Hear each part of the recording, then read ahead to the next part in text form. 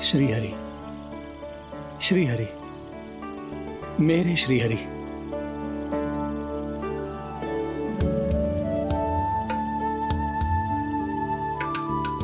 मेरे श्री हरि। भोला राम, मेरी मटकी तैयार है। मेरे श्री हरि, मेरे श्री हरि।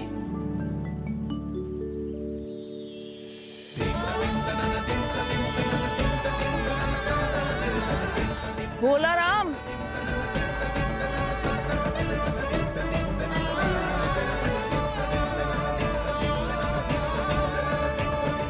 भोला काका, ओ भोला काका।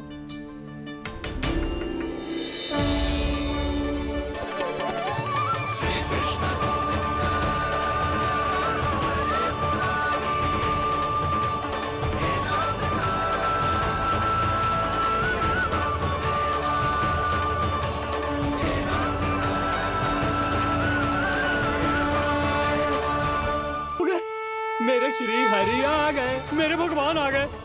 मेरे श्री हरि आ गए, मेरे भगवान आ गए। मेरे श्री हरि आ गए, मेरे भगवान आ गए। मेरे श्री हरि आ गए, मेरे भगवान आ गए। मेरे भगवान आ गए, मेरे घर मेरे भगवान आ गए।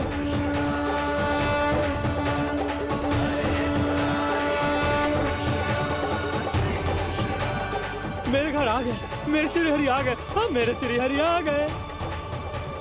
ये तो बावले थे ही, अब बालकन को भी साथ में मिला लिए। उज्जवल क्या कर रहा है? अरे ठहर जा भोला।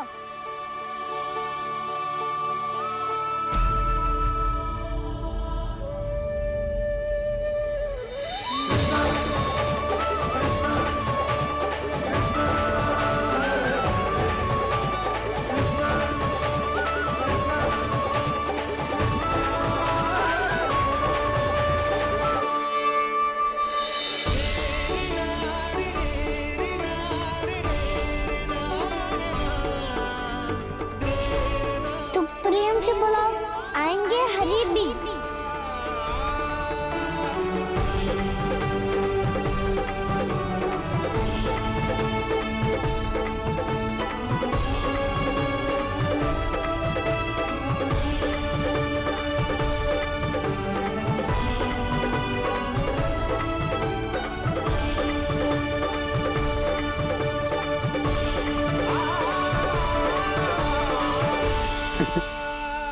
क्या वो गाना?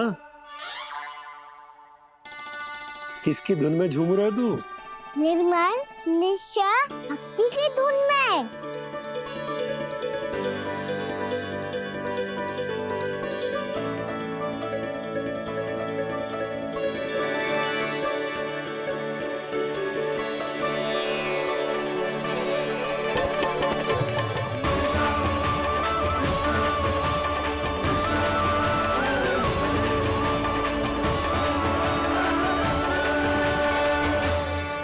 अरे क्या हो गया इन्हें? बावले हो गए हैं क्या? ठहरो, कोई आवश्यकता ना है ऐसे बावलों की तरह नाचने की।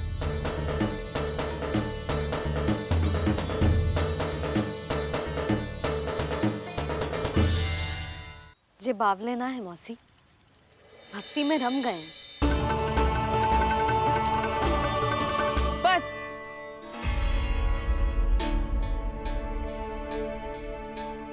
हम सब कब से खड़े हैं यहाँ, पर तुम्हें कुछ ध्यान ही रहा है।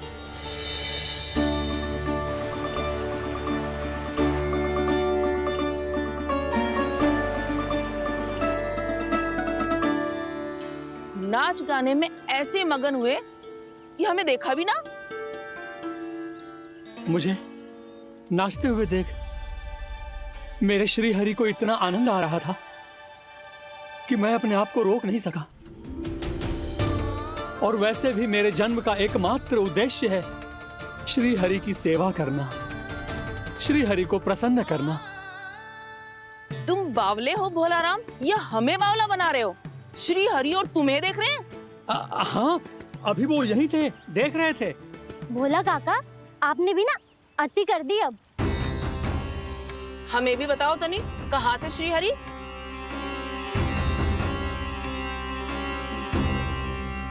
ना जाने अपना उपहास करवाने में क्या आनंद आतो है इन्हें। देखो, अब तुम सच मानो या झूठ, लेकिन हमरे श्री हरि यहीं थे, इसी चाक पर अभी। हाँ, लो सुन लो इस मूर्ख की बात। श्री हरि को और कोई स्थान ना मिलो जो इसके मिट्टी के चाक पे आकर बैठेंगे। श्री हरि को और कोई स्थान ना मिलो जो इसके मिट्टी के चाक पे आकर बैठेंगे। श्री हरि को और कोई स्थान ना मिलो जो इसके मिट्टी के चाक पे आकर बैठेंगे। जैसी मैया भैंसो ही लल्ला, दोनों का कुछ पता ही ना चलतो, कब किस बात पर प्रसन्न हो जाए और किस बात पर रुष्ट। अरे मैं भला असत्य क्यों बोलूंगा? अभी अभी यही थे श्री हरि। हाँ,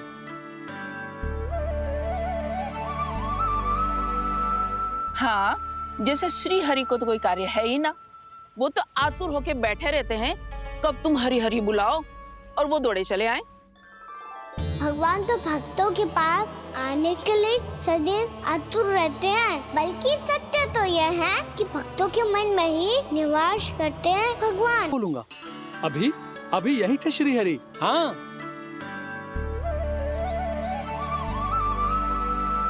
हाँ, जैसे श्री हरि को तो कोई कार्य है ही ना, वो तो आतुर होके बैठे रहते हैं कब तुम हरि हरि बुलाओ और वो दौड़े चले आए। भगवान तो भक्तों के पास आने के लिए सदैव आतुर रहते हैं, बल्कि सत्य तो यह है कि भक्तों के मन में ही निवास करते हैं भगवान। भगवान तो भक्त के पास आने के लिए सदैव ही आतुर रहते हैं शंकरी मौसी। बल्कि सच्ची बात तो ये है कि भगवान हमारे मन में ही निवास करते हैं। कम से कम तू तो इसे बढ़ावा मत दे जशोदा। जब देखो जब हरि नाम की रट लगाए रहते है। हरि बोलते बोलते ऐसो बावलो होता है कि सारा कार्य भूल जाता है। 2 दिन से अपनी मटकी के लिए चक्कर काट रही हूँ। अभी तो एक चक्कर और लगाना होगा आपको। आपकी मटकी तैयार हो गई है, अभी लाता हूँ।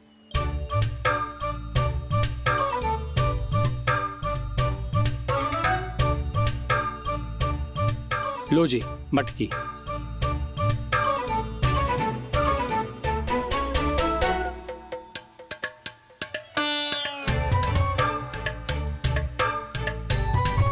इस कच्चे मटके का क्या करूं मैं?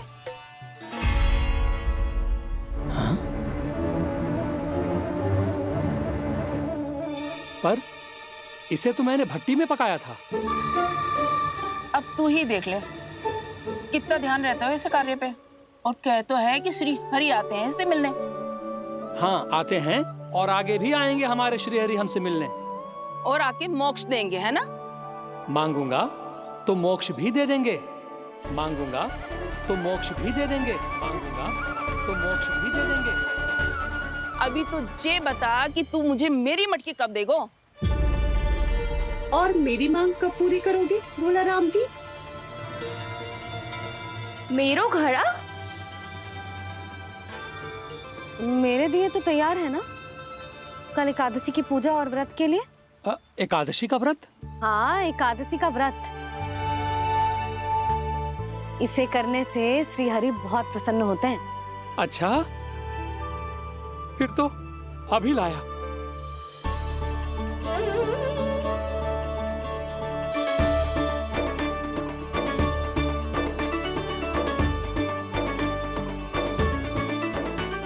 लो जी आपके दिए।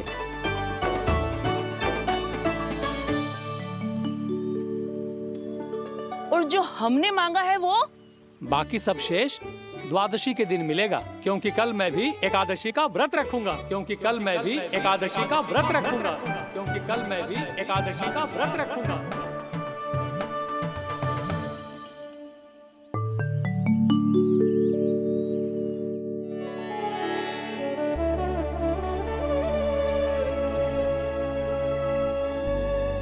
जानकी, फूलों का प्रबंध हुआ कि ना? हाँ भाभी, जे रहे।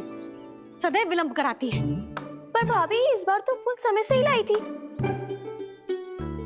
क्या हुआ जशोदा? अभी तो पूजा की तैयारी ना हुई? देखो ना मौसी, ये जानकी ना कुछ छूट ही जाता है इसके कारण। एकादशी की पूजा और व्रत आते ही जसोदा भाभी इतनी वग्र हो जाती है? ऐसो क्या होगा इस पूजा में?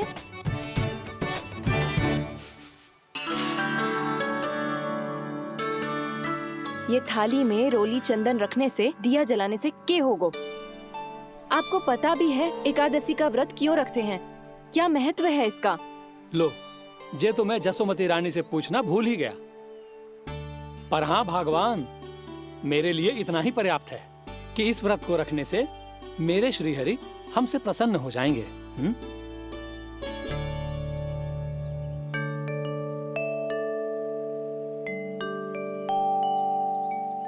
नारायण ही जाने ऐसे कैसे पूजा करते हैं जे श्री हरि की एक मूर्ति तक ना है इनके पास।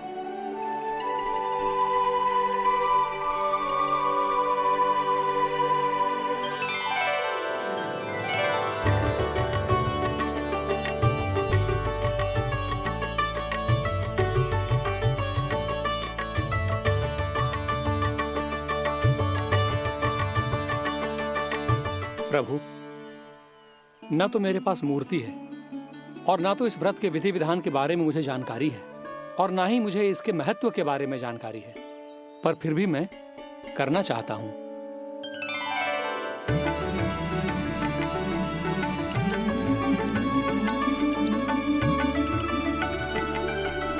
इसीलिए मैं दृढ़ संकल्प लेता हूं, पूरी निष्ठा के साथ, श्रद्धा के साथ और पूरी आस्था के साथ मैं इस व्रत को संपन्न करूंगा।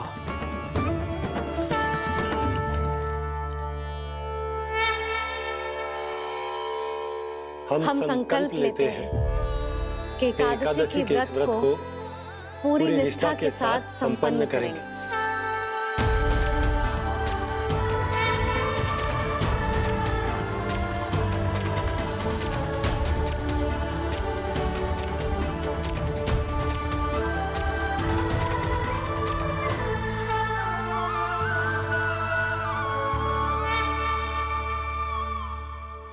तुलसी जी के पत्ते तो हैं ही ना। श्री नारायण को तुलसी जी के पत्ते के बिना भोग ना चढ़तो है। जानकी, तुलसी के पत्ते कहाँ हैं? भाभी, मैं तो कब से यही पूछना चाह रही थी कि तुलसी के पत्ते लाऊं क्या, पर आप तो व्यस्त थी ना। तुझे कितनी बार समझाओ है ना, यदि तेरे कछु करने से किसी और की कोई हानि ना हो रही हो या किसी के अच्छे कार्य में सहायता हो रही हो तो मुझसे आज्ञा लेने की आवश्यकता ना है।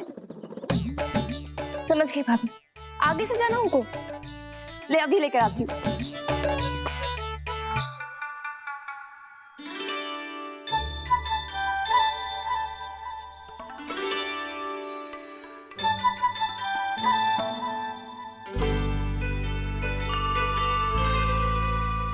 ताऊ, आपने पहले ये व्रत करो है?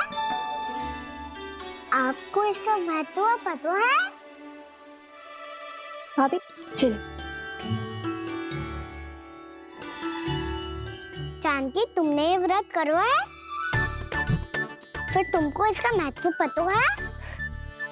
सुमति जी, आपको पता है इसका महत्व? कान्हा, क्यों तंग कर रहा है सबको? मैया, सबने करो ये व्रत, मुझे भी करना है।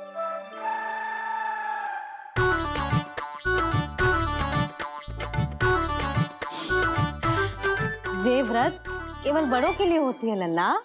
जब आप ये व्रत कर सकती हो, बाबा कर सकते हैं, ये सारी गोपियां कर सकते हैं, वो भी कर सकते हैं, तो मैं क्यों ना कर सकता? क्योंकि तू कल तक भूखा ना रह पाएगो लल्ला। जब भक्त रह सकते हैं, फिर मैं क्यों नहीं रह सकता? मेरा अर्थ है कि नारायण के भक्त मैया, मैया मान जाओ ना, मुझे करने दो ना ये व्रत। अपनी लल्ला पे आप विश्वास ना है आपको? विश्वास है। अच्छा ठीक है, तू तू भी कर ले।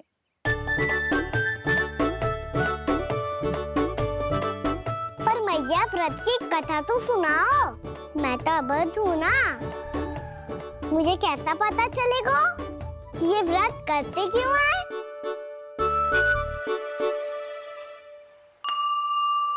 प्रभु, मुझ अबोध को कैसे पता चलेगा कि इस व्रत का क्या विधि विधान होता है और क्यों रखा जाता है और इसका महत्व क्या होता है? मुझे तो आप ही बता सकते हैं प्रभु।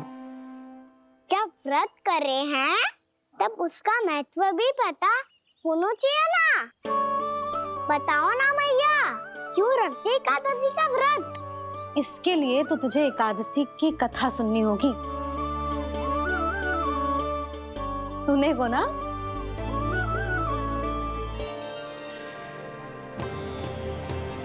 वसुदेव सुतं देवं कंसचाणूरमर्दनम् श्रीहरि, यशोदा परमानन्दम् कृष्णं वन्दे जगद्गुरुम्। वाह प्रभु, अपने भक्तों को एकादशी व्रत का महत्व समझाने का अच्छा उपाय खोज निकाला है आपने।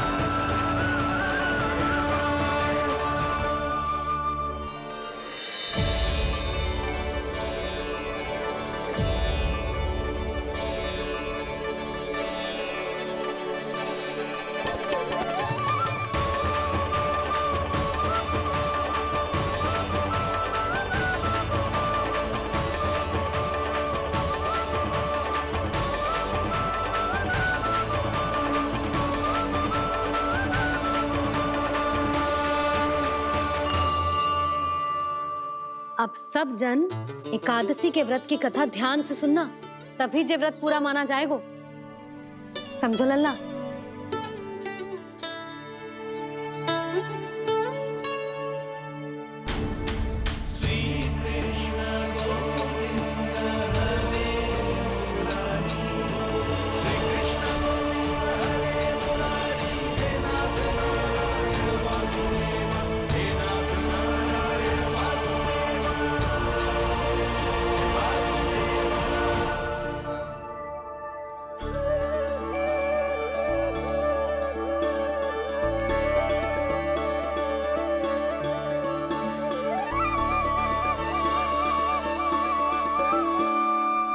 सतयुग में चंद्रावती नाम के नगर में मूरा नाम का एक असुर राज्य करता था।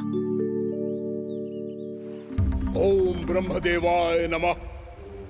ओम ब्रह्मदेवाय नमः। ओम ब्रह्मदेवाय नमः। ओम ब्रह्मदेवाय नमः।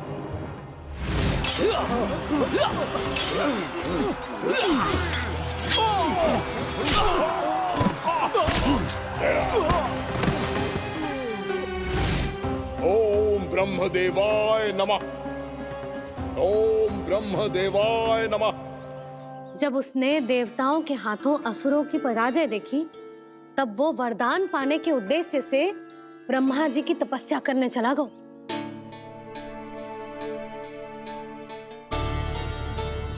शीघ्र ही मूरा की तपस्या सफल हो गई और ब्रह्मदेव जी उससे प्रसन्न हो गए।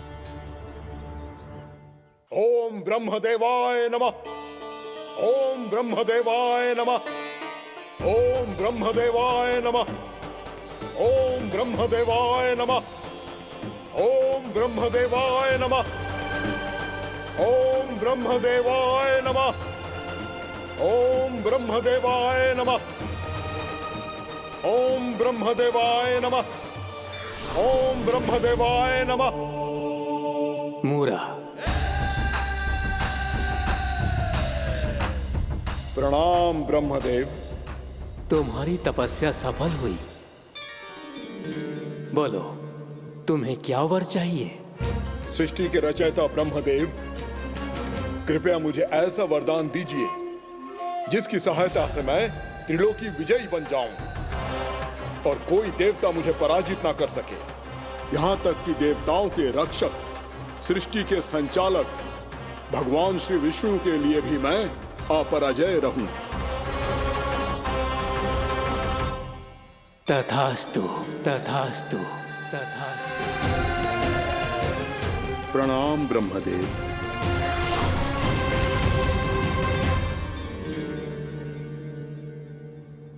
ऐसा वरदान पाकर मूरा बहुत अभिमानी होगा। यक्षों, किन्नरों, यहाँ तक कि देवताओं को भी युद्ध के लिए ललकारने लगो, पर किसी ने भी उसकी ललकार को स्वीकार ना करो, क्योंकि सभी उसकी शक्ति से बहुत भयभीत थे और उसके सामने युद्ध किए बिना ही अपनी पराजय स्वीकार करने लगे और फिर दंभ में आके उसने स्वर्ग लोक पर भी आक्रमण कर दिया और देवराज इंद्र तक को चुनौती दे डाली।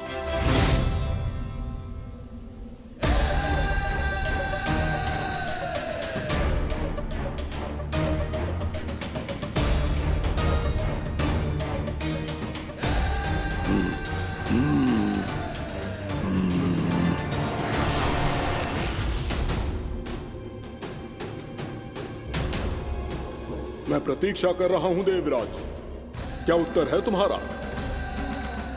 मुझसे युद्ध करोगे या फिर बिना लड़े ही पराजय स्वीकार कर मेरे अधीन हो जाओगे और सौंप दोगे मुझे अपना ये स्वर्ग लोक? सारी शक्ति तुम्हारे मुख में है या कुछ बाहुबल भी है तुम्हारे पास? मैं तुम्हारी चुनौती स्वीकार करता हूं मूरा, मैं तुम्हारी चुनौती स्वीकार करता हूं मूरा।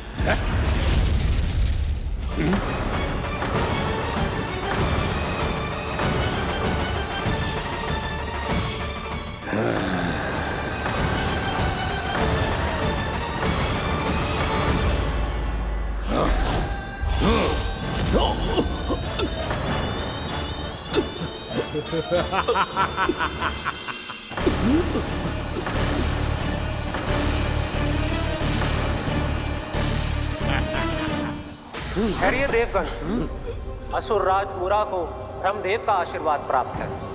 आप में से कोई भी इन्हें पराजित नहीं कर पाएगा।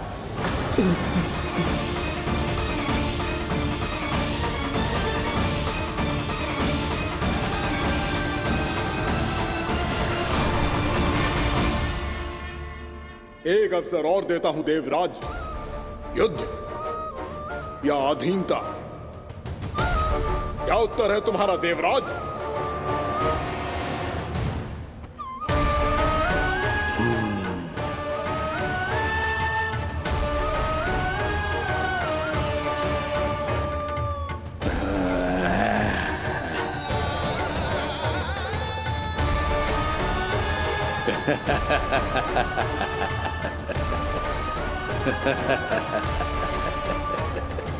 इंद्र और सभी देवताओं ने मूरा के आतंक में आके उससे भयभीत होके अपना सिंहासन छोड़ दियो। अब मूरा स्वर्ग का अधिपति बन गयो और शीघ्र ही उसने अन्य सभी असुरों को स्वर्ग में निवास करने के लिए आमंत्रित कर दियो और इस प्रकार से वो धीरे धीरे तीनों लोकों का सम्राट बन गयो। उसे किसी ने रोका नहीं मैया? ना लल्ला, इतना साहस किसी में था ही ना। और फिर ये निश्चित करने के लिए कि भविष्य में किसी और असुर की मृत्यु ना हो, वो यमराज पे भी विजय प्राप्त करने के लिए यमलोक की ओर प्रस्थान कर दियो वो तो अपने आप को और सभी असुरों को अमर बनाना चाहता था। पर देवता और यमराज भी उसकी ये योजना समझ गए थे, इसीलिए उसके आने से पहले ही सारे देवताओं ने श्री नारायण से सहायता के लिए गुहार लगाई। अब केवल आप ही कुछ कर सकते हैं प्रभु। अभी तो मूरा केवल त्रिलोक का स्वामी है, और यदि उसने यमलोक भी जीत लिया तो वो जीवन को ही नियंत्रित नहीं करेगा प्रभु, वो मृत्यु का भी स्वामी हो जाएगा। ऐसे में पहले सृष्टि का संतुलन तो नष्ट होगा प्रभु, और फिर स्वयं सृष्टि ही नष्ट हो जाएगी। ऐसा नहीं होगा यमदेव, नियति ऐसा होने ही नहीं देगी। विधि रचेगी खेल और मैं बनूंगा माध्यम।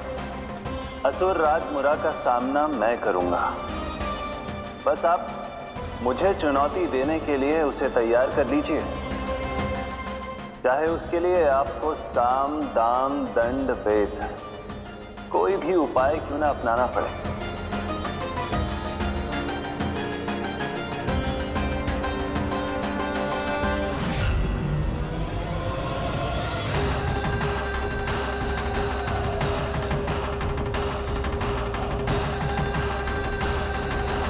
आप तो मेरी प्रतीक्षा में पहले से ही खड़े हैं यमदेव, तब तो आपने मेरी चुनौती के बारे में भी सुना ही होगा। कहिए, क्या उत्तर है आपका? मेरा स्वागत करके अपना राज्य त्यागेंगे या मेरा सामना करके अपने प्राण? असुर राज मुरा का सामना मैं करूंगा। बस आप मुझे चुनौती देने के लिए उसे तैयार कर लीजिए, चाहे उसके लिए आपको साम दाम दंड भेद कोई भी उपाय क्यों ना अपनाना पड़े।